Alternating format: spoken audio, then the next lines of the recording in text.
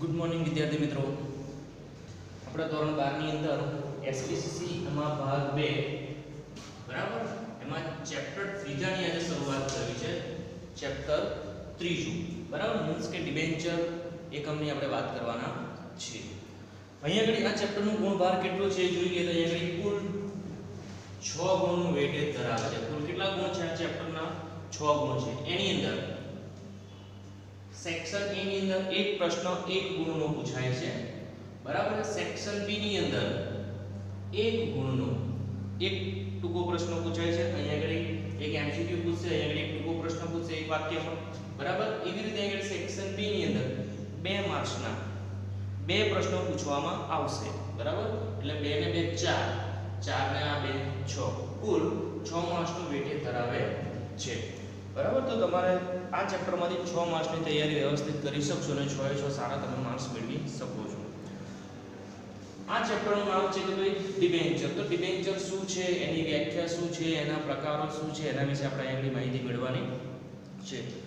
શરૂઆતમાં આપણે ખબર છે કે ભાઈ એકાંકી વેપારી ધંધો શરૂ કરવા માટે પોતાની મૂડી લાવતો હતો બરાબર. પછી બે ભાગીદારો ભેગા થઈને લોકોએ ધંધો શરૂ કર્યો તો ભાગીદારી પેઢીની શરૂઆત થઈ. થોડી મૂડી બધા લાવ્યા, વધારે મૂડીની જરૂર પડી એટલે કંપનીની શરૂઆત કરી, જોઈન્ટ સ્ટોક કંપની. એ લોકોએ શેર બહાર પાડ્યા બરાબર. એટલે શેર વાળો જે ચેપ્ટર છે આપણે આગળ જોયું હતું, તેની અંદર કેવી રીતે મૂડી એકઠી કરવામાં આવે છે એના વિશે આપણે માહિતી મેળવી હતી. એવી રીતે ડિબેન્ચર પણ ડિબેન્ચર બહાર પાડીને એક સર્ટિફિકેટ એવા બહાર પાડીને લોકો શું કરે છે, ખરીદે છે અને કંપની મૂડી મેળવે છે. પણ આ મૂડી જે છે એ શેર કરતાં થોડીક અલગ છે બરાબર છે. શેરની અંદર શું કે જ્યારે પણ કંપની પ્રોફિટ કરે છે ત્યારે તમને એમાંથી ડિવિડન્ડ ચૂકવવામાં આવતું હતું. અહીંયા આગળ શું કહેવા માંગે છે કે ડિબેન્ચરની અંદર પહેલેથી જ નક્કી કરવામાં કે કેટલા ટકા તમને વ્યાજ મળશે. શેર ઉપર શું મળતું હતું? તો ડિવિડન્ડ મળતું હતું બરાબર, જે ખરીદે છે એને. અહીંયા આગળ જે સભ્ય છે ડિબેન્ચર જેને ખરીદે છે, જે ડિબેન્ચર હોલ્ડરો છે એ લોકોને વ્યાજ મળતું હોય છે, જે નિશ્ચિત કરવામાં આવે છે કે કેટલા ટકા તમને વ્યાજ મળશે બરાબર. તો એવું એક આપણે ટોપિકની વાત કરવાની છે કે ડિબેન્ચર. પ્રસ્તાવનાની અંદર આજના આધુનિક જોઈન્ટ સ્ટોક કંપનીઓને લાંબા ગાળાની મુદત માટે, મતલબ કે ડિબેન્ચર હોલ્ડરો જે છે એ લાંબા ગાળાની ઓછીની મૂડી કંપનીને આપે છે. મુદત માટે નાણાંની જરૂરિયાત ઊભી થતી હોય છે બરાબર. કોઈ પણ કંપનીઓ આપણે જાણીએ છીએ કે એને લાંબા સમય માટે ઓછીની મૂડી જોઈતી. આપણે મતલબ મકાન બનાવવું હોય તો હવે બેંકવાળા લોન આપણે 10, 15, 20 વર્ષ માટે આપતું હોય. એવી રીતે કોઈ પણ કંપનીને જ્યારે નાણાંની જરૂર પડતી હોય છે એટલે લાંબા ગાળાના નાણાંને પસંદ કરતો હોય છે. એની અંદર આ ડિબેન્ચર એટલે એનો ભાગ ગણી શકાય છે. એટલે લાંબા ગાળાની મુદત માટે નાણાંની જરૂરિયાત ઊભી થતી હોય છે ત્યારે કંપનીઓ શું કરે છે? શેર અને ડિબેન્ચર બહાર પાડી નાણાં મેળવે છે. એટલે આપણે શેર વિશે તો જોયું છે કે ભાઈ શેર બહાર પાડીને લોકો શેર ખરીદે છે અને ભરણા દ્વારા મૂડી એકઠી કરવામાં આવે છે. એવી જ રીતે ડિબેન્ચર પણ શું કરવામાં આવે છે? એકઠા કરવામાં આવે છે. ત્યારે કંપનીઓ શેર ડિબેન્ચર બહાર પાડી નાણાં મેળવે છે. ડિબેન્ચર એટલે ઓછીની મૂડી બરાબર. ડિબેન્ચર શું છે? ઓછીની મૂડી. આપણે ઓછીના લીધા હોય ને કોઈ જોડે પૈસા, એવી રીતે કંપની પણ કોઈ જોડે ઓછીના પૈસા લેતી હોય છે એને આપણે ડિબેન્ચર કહી શકીએ, ઓછીની મૂડી. ડિબેન્ચર એ દેવું ઊભું કરતો અને દેવાનો સ્વીકાર કરતો દસ્તાવેજ છે. ડિબેન્ચર કેવું શું કરે છે? તો દેવું ઊભું કરે છે અને પોતે સ્વીકાર પણ કરે છે કે અમે દેવું ઊભું કર્યું છે બરાબર. દેવાનો સ્વીકાર કરતો દસ્તાવેજ છે.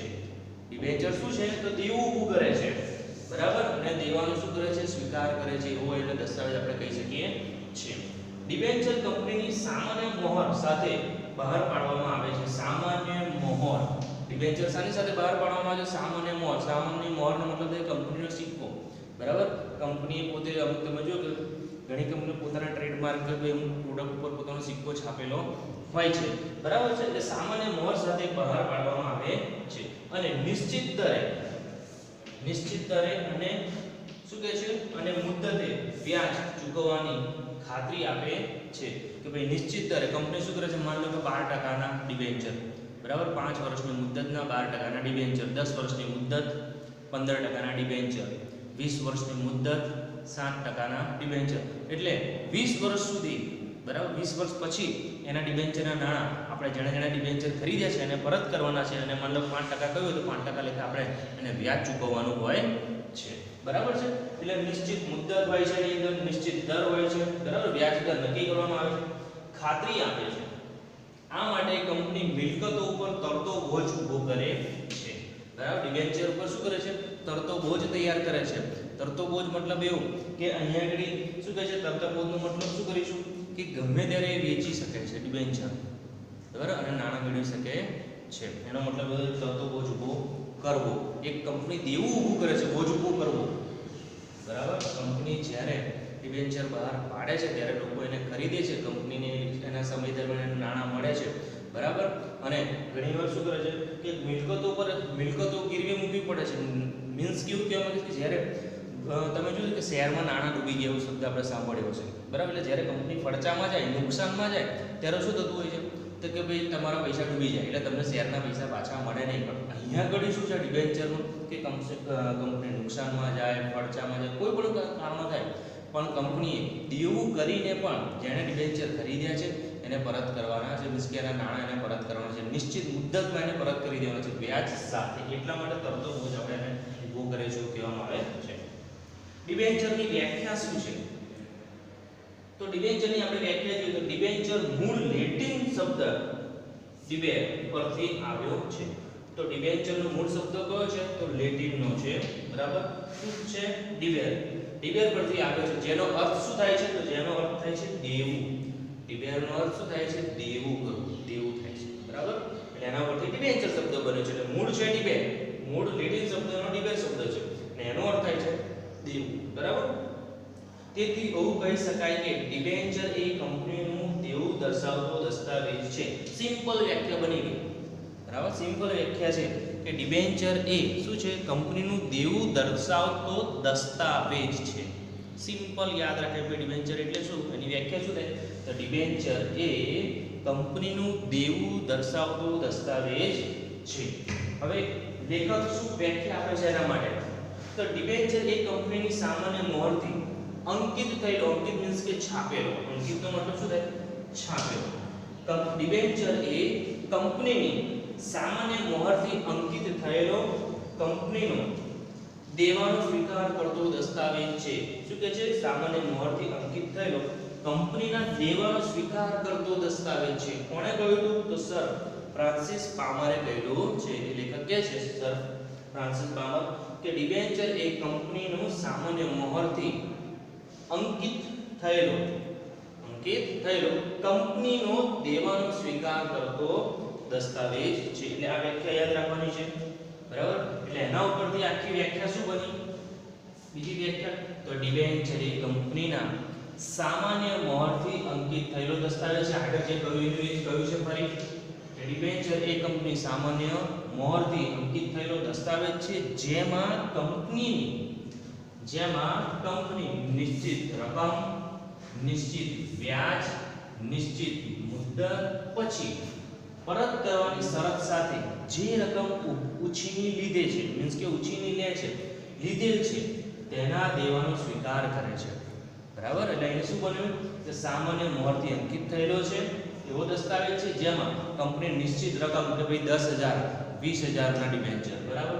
નિશ્ચિત વ્યાજ 10% વ્યાજે, 20% વ્યાજે, નિશ્ચિત મુદ્દત 5 વર્ષ માટે, 10 વર્ષ માટેના ડિબેન્ચર પરત કરવાની શરત કે ભાઈ અમે તમને 5 વર્ષ પછી પરત કરીશું વ્યાજ સાથે. એવી શરત સાથે જે રકમ ઉછીની લીધેલી હોય કે ભાઈ અમે ઉછીની લીધી છે, કંપનીએ ઉછીની લીધી છે તેનો સ્વીકાર કરે છે, બરાબર. એટલે ડિબેન્ચરની મેઇન વ્યાખ્યા ગણી શકાય છે. એટલે સર ફ્રાન્સિસ જે કહે છે, બરાબર, સર ફ્રાન્સિસ પામર એના કહેવા પ્રમાણે કે ડિબેન્ચર એ કંપની સામાન્ય મોહરથી અંકિત થયેલ કંપનીનો દેવાનો સ્વીકાર કરતો દસ્તાવેજ છે, બરાબર. એટલે ડિબેન્ચર એ કંપનીની સામાન્ય મોહરથી અંકિત થયેલો દેવાનો દસ્તાવેજ છે જેમાં કંપની નિશ્ચિત રકમ, નિશ્ચિત વ્યાજ દર, નિશ્ચિત મુદ્દત પછી પરત કરવાની શરત સાથે કે અમે નિશ્ચિત સમય થશે એટલે પરત કરી દઈશું, પરત સાથે, બરાબર, શરત સાથે જે રકમ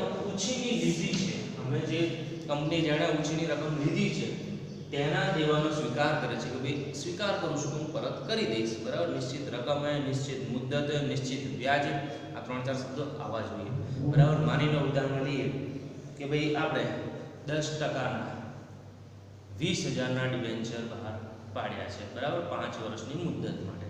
તો અહીંયા આપણે સ્વીકારીએ છીએ કે ભાઈ જે 20,000 છે એ 10% એ આપણે 5 વર્ષ પછી ચૂકવવાના છે એવો સ્વીકાર કરતો દસ્તાવેજ, એનો મતલબ ડિબેન્ચર, બરાબર, તેના દેવાનો સ્વીકાર કરે છે. હવે એના પરથી કેટલીક બાબતો નીકળે છે તો કે ડિબેન્ચર એ શું છે તો કંપનીનો સામાન્ય મોહર સાથે, વ્યાખ્યા ઉપરથી આ બાબતો બની કે ડિબેન્ચર એ કંપનીનો સામાન્ય મોહર સાથે અમુક નિશ્ચિત રકમ કે ભાઈ 10,000 રૂપિયા કે 20,000 રૂપિયા જે કંઈ નક્કી હોય 10,000 દેવાનો સ્વીકાર કરતો એ દસ્તાવેજ છે. જેમાં શું હોય છે તો જેમાં મુદ્દલ રકમ, મુદ્દલ એટલે 10,000 ના 10%, તો 10,000 એ શું થઈ મૂળ કિંમત મુદ્દલ થઈ, બરાબર ને 10% એટલે એનું વ્યાજ, બરાબર. એટલે મુદ્દલ રકમ પરત કરવામાં આવે છે.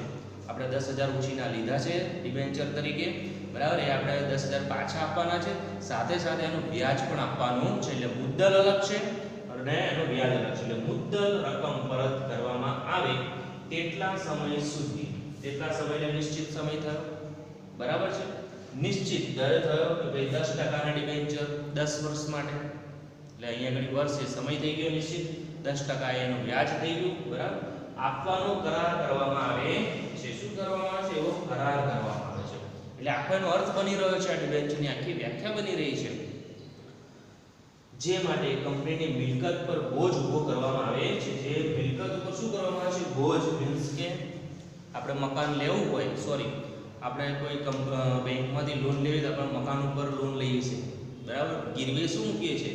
મકાન મૂકીએ છીએ અને લોન લઈએ છીએ. તો એવી રીતે અહીંયા આગળ કંપનીની મિલકતો ઉપર બોજ મૂકે છે અને ડિબેન્ચર ઊભા કરે છે અને ડિબેન્ચરના નાણાં મેળવે છે. એને તરતો બોજ તમે કહી શકો છો કે ભાઈ માન લો કે આ કંપનીનું બિલ્ડિંગ છે, બરાબર, એના ઉપર આપણે ડિબેન્ચર ઊભા કરીએ છીએ, ડિબેન્ચરના નાણાં આવે છે. જો એને નહીં ચૂકવી શકે તો કંપનીની મિલકતો ચૂકવી નહીં, એના ડિબેન્ચરના નાણાં આપણે પરત કરી દઈશું, બરાબર છે. એટલા માટે જે માટે કંપનીની મિલકત પર બોજ ઊભો કરવામાં આવે છે. તો આના પરથી કેટલી બાબતો સ્પષ્ટ થઈ આ વ્યાખ્યા ઉપરથી? તો ઉછીની મૂડી લેવામાં આવે છે. કંપની શું કરે છે? જ્યારે જ્યારે જરૂર પડે છે પોતાને નાણાંની, ત્યારે કંપની શું કરે છે તો કે જોઈન્ટ સ્ટોક કંપનીઓ ઉછીની મૂડી લે છે. તો ઉછીની મૂડી પેટે શું લીધું? એને ડિબેન્ચર લીધા. નિશ્ચિત મુદ્દતના નાણાં પરત કરવા માટે બંધાય છે કે ભાઈ 10 વર્ષ થશે પછી તમારા નાણાં અમે તમને પરત કરી દઈશું. મીન્સ કે ડિબેન્ચરની જે રકમ છે એ પરત કરવામાં આવે છે. દેવાદાર લેણદારનો સંબંધ. હવે અહીંયા આગળ શું થાય છે કે દેવાદાર લેણદારનો સંબંધ ઉદ્ભવ થાય છે. કંપની છે, બરાબર છે, એ દેવાદાર બને છે, બરાબર. જ્યારે જેણે ડિબેન્ચર ખરીદ્યા છે એ લેણદાર બને છે. કંપનીએ દેવું ચૂકવવાનું છે, સામેવાળી વ્યક્તિએ કંપની પાસેથી નાણાં લેવાના છે. એટલે સંબંધ કયો ઉત્પન્ન થયો? તો દેવાદાર લેણદારનો સંબંધ ઉદ્ભવે છે. મતદારનો હક મળતો નથી. જે રીતે આપણે વાત કરી કે શેર હોલ્ડરો શું હતા કે કંપનીની સામાન્ય સભામાં પોતે મતદાન કરી શકે છે, બરાબર છે. પણ અહીંયા આગળ ડિબેન્ચર હોલ્ડરને મતદાન કરવાનો અધિકાર મળતો નથી. એટલે કોઈ પણ બાબતોમાં એ ફક્ત કોઈ પણ બાબતોમાં એને મતદાન કરવાનું નથી, પણ શેર હોલ્ડરો હોત તો એ મતદાન કરી શકે છે. શેર હોલ્ડરો એ કંપનીના માલિકો ગણાય છે, બરાબર છે. જ્યારે ડિબેન્ચર હોલ્ડરો એ કંપનીના માલિકો ગણાતા નથી એટલે મતદાન કરી શકતા નથી, બરાબર. બીજું શું કહે છે? સંચાલનમાં ભાગ લઈ શકતા નથી. ડિબેન્ચર હોલ્ડરો સંચાલનમાં ભાગ નહીં લઈ શકે, જ્યારે શેર હોલ્ડરો હોય તો ભાગ લઈ શકે. એટલે આપણે આગળ એક તફાવત શીખવાનો છે. તફાવત આવશે કે ડિબેન્ચર અને શેર, બરાબર. શેર અને ડિબેન્ચરનો તફાવત પૂછાય છે. ડિબેન્ચર ટ્રસ્ટીની નિમણૂક. હવે ડિબેન્ચર ટ્રસ્ટીની નિમણૂક કેમ કરવામાં આવે છે? ડિબેન્ચર હોલ્ડરોના હિત માટે, બરાબર. ડિબેન્ચર જે હોલ્ડરો છે એને કોઈ નુકસાન ના જાય, એને હિતને ધ્યાનમાં રાખીને ડિબેન્ચર ટ્રસ્ટીની નિમણૂક કરવામાં આવે છે, બરાબર. અને સૌપ્રથમ ડિબેન્ચર હોલ્ડરોને નાણાં પરત કરવામાં આવે છે. દાખલા તરીકે કંપનીએ દેવું ઊભું કર્યું છે, કંપની બધી મૂડી એકઠી કરી છે, શેર બહાર પાડીને પણ અને ડિબેન્ચર બહાર પાડીને પણ. એટલે હવે શું થશે કે ડિબેન્ચર હોલ્ડરો છે એને નાણાં સૌથી પહેલા આપી દેવાના. એના નાણાં પરત સૌથી પહેલા કોના કરવાના છે? તો ડિબેન્ચર હોલ્ડરોને પરત કરવાના છે. ત્યાર પછી શેર હોલ્ડરોને નાણાં પરત કરવામાં આવે છે. એની અંદર બે પ્રકાર છે શેર હોલ્ડરોને, કે ભાઈ ઇક્વિટી શેર અને પ્રેફરન્સ શેર, બરાબર. એટલે સૌથી પહેલા પ્રેફરન્સ શેર હોલ્ડરનો થાય છે, બરાબર છે. પછી ઇક્વિટી શેર હોલ્ડરોને એના નાણાં પરત થતા. પણ એનાય પહેલા, એ બંને પહેલા ડિબેન્ચર હોલ્ડરોને નાણાં પરત કરવામાં આવે છે, બરાબર છે. એટલે આ ટોપિકને તમારે આ રીતે યાદ રાખવાનું છે કે ભાઈ એની અર્થ શું થાય છે, તો એનો અર્થ શું છે કે ભાઈ એની વ્યાખ્યા શું છે, એનો અર્થ શું છે એ તમારે યાદ રાખવાનું છે. તો ડિબેન્ચર એ મૂળ લેટિન શબ્દ એટલે ડિબેર ઉપરથી ઉતરી આવ્યો છે, મીન્સ કે એનાથી બનેલો છે, જેનો અર્થ થાય છે દેવું. ડિબેન્ચરનો મતલબ દેવું ઊભું કરવું, સિમ્પલ ભાષામાં આપણે કહી શકીએ. બરાબર. તેથી એવું કહી શકીએ કે ડિબેન્ચર એ કંપનીનું દેવું સ્વીકારતો અથવા દેવું દર્શાવતો દસ્તાવેજ છે. સ્વીકારે છે, બરાબર, દર્શાવતો દસ્તાવેજ છે. ડિબેન્ચર એ કંપનીની સામાન્ય મોહરથી અંકિત થયેલો કંપનીનો દેવાનો સ્વીકાર કરતો દસ્તાવેજ છે. આ વ્યાખ્યા કોને આપી હતી? તો સર ફ્રાન્સિસ પામરે. બરાબર. એટલે કે ડિબેન્ચર એ કંપનીની સામાન્ય મોહરથી અંકિત થયેલો છે દસ્તાવેજ છે, જેમાં કંપની નિશ્ચિત રકમ, નિશ્ચિત વ્યાજ દર, નિશ્ચિત મુદ્દત પછી પરત કરવાની શરત સાથે જે રકમ ઉછીની લીધી છે અથવા લીધેલ છે તેના દેવાનો સ્વીકાર કરે છે. એટલે કે હું સ્વીકારું છું, કંપની પોતે સ્વીકાર કરે કે ભાઈ મેં આટલા સમય માટે ઉછીના નાણાં લીધા છે, આટલું વ્યાજ છે, બરાબર, આટલી મુદ્દત છે, એના પછી હું તમને આ નાણાં પરત કરી દઈશ અને સમય આવશે એની મુદ્દત પૂરી થશે ત્યારે. બરાબર છે. એટલે ડિબેન્ચર એ કંપનીની સામાન્ય મોહર સાથે અમુક નિશ્ચિત રકમ દેવાનો સ્વીકાર કરતો દસ્તાવેજ છે, જેમાં મુદ્દત રકમ પરત કરવામાં આવે તેટલા સમય સુધી નિશ્ચિત દરે વ્યાજ આપવાનો કરાર કરવામાં આવે છે. કરાર થાય છે આની અંદર, જે રીતે આપણે શેર ખરીદ વેચાણ કરતા હતા એ રીતે આની અંદર પણ કરાર કરવામાં આવે છે, જે માટે કંપનીની મિલકત પર શું કરવામાં આવે છે? બોજ ઊભો કરવામાં આવે છે. આ બોજનો મતલબ તમારે યાદ રાખવાનો છે, તરતો બોજ. તરતો બોજનો મતલબ એવો થાય છે કે કંપની જ્યારે પણ ડિબેન્ચર હોલ્ડરોને નાણાં પરત કરવામાં, તમને વાત કરી હતી ને તરતો બોજ, એટલે જ્યારે પણ કંપનીને નાણાં પરત કરવાના થાય તો કંપનીએ ડિબેન્ચર હોલ્ડરોને નાણાં પરત કરવાના થાય, જો કંપનીને નફો ના હોય, પ્રોફિટ ના હોય, છતાં પણ એને પરત કરવા જ પડશે. ને પરત કરવા માટે કંપનીએ પોતાની મિલકતો પણ વેચવી પડે છે, એટલા માટે એને તરતો બોજ કહેવામાં આવે છે. ખાસ યાદ રાખવાનું છે. એટલે બોજ ઊભો કરે છે, દેવું ઊભું કર્યું છે ને. આપણે મકાન ઉપર લોન લીધી, બરાબર છે. લોન મતલબ 5-10 વર્ષની લોન હતી, 10 વર્ષ પૂરા થઈ ગયા, હજુ આપણે લોન ભરી શક્યા નહીં, લોન ભરવાની હજુ અધૂરી બાકી છે, તો આપણે શાના ઉપર લીધી હતી? મતલબ મકાન ઉપર લીધી હોય તો શું કરશે? આપણું મકાન લઈ લેશે બેંક વાળા, અથવા તો એને વેચીને શું કરશે? બેંકની લોન પૂરી કરશે. ઘણીવાર તમે જોશો કોઈ લોન ઉપર બાઇક ખરીદતા હોય છે, સમયસર હપ્તા ના ભરે એટલે બાઇક પાછું ખેંચી જાય, બરાબર છે. એનો મતલબ કે આપણે ભરેલા હપ્તા ગયા. એટલે એવું કહેવા માંગે છે કે બોજ ઊભો કરે છે. એટલે કંપનીએ પોતાની મિલકતો વેચીને પણ ડિબેન્ચર હોલ્ડરોને એના નાણાં પરત કરવા પડશે, બરાબર છે. એટલા માટે કે ઉછીની મૂડી લેવામાં આવે છે, બરાબર. જ્યારે જરૂર પડી કંપનીને, જોઈન્ટ સ્ટોક કંપનીને, તો ઉછીની મૂડી લે છે.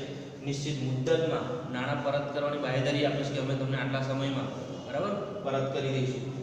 લેણદાર દેવાદારનો પાછો સંબંધ ઉદ્ભવે છે ડિબેન્ચરની અંદર. મતદાનનો હક મળતો નથી, બરાબર. જે રીતે શેર હોલ્ડરોને સંચાલન સભામાં મતદાન કરે છે, એ રીતે ડિબેન્ચર હોલ્ડરો કરી શકતા નથી. સંચાલનમાં ભાગ પણ એ લોકો લઈ શકતા નથી. પણ ડિબેન્ચરના હિત માટે, ડિબેન્ચરના રક્ષણ માટે, બરાબર, ડિબેન્ચર હોલ્ડરોના રક્ષણ માટે, એમના હિત માટે, એમને કોઈ નુકસાન ના થાય એ માટે ડિબેન્ચર ટ્રસ્ટીની નિમણૂક કરવામાં આવે છે, બરાબર. અને સૌપ્રથમ ડિબેન્ચર હોલ્ડરોને નાણાં પરત કરવામાં આવે છે. શેર હોલ્ડરોને નાણાં પછી મળશે, સૌથી પહેલા ડિબેન્ચર હોલ્ડરોને નાણાં મળતા હોય છે, બરાબર છે.